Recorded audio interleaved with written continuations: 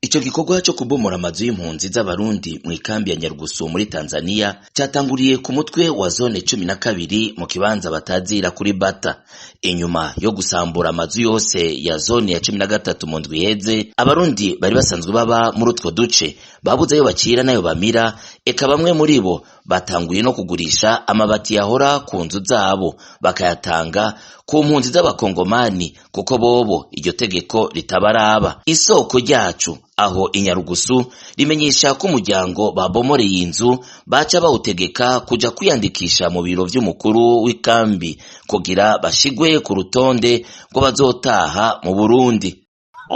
Baraza bakabomora bakaca bakubwira bati genda wiyandikishe kwa hiyari utahe. Hanyuma abantu nabo bacafata utuzigo bagasohora bakicara imbere y'inzu n'utuzigo n'utuntu twose bafise.